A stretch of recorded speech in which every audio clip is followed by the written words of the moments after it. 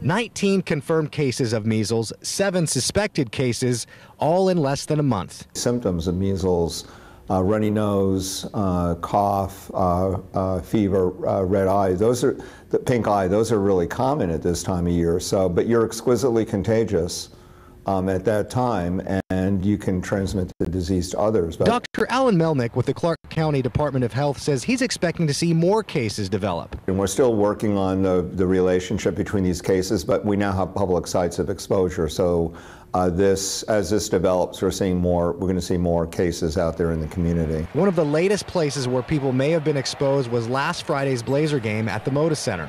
Melnick says there's an easy prevention. We wouldn't be dealing with this if we had the entire population were vaccinated. So far, out of the 19 cases, 15 of them have been children 10 years or younger. In one case, a patient was hospitalized. We've got a potentially deadly disease that's exquisitely contagious, and we have a very effective and very safe and very cheap prevention for it, specifically measles vaccination. He also says there are people who are not listening about how highly contagious this disease is. There's a lot of misinformation, besides the misinformation about the vaccine going on social media, there's a lot of misinformation about how deadly this disease is. Melnick hopes this latest outbreak is eye-opening for people. This is not a benign disease. This can be a very serious disease.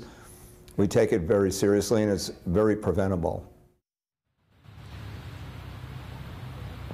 Now, we have a full list on our website at kgw.com of potential places that could have been affected by the outbreak.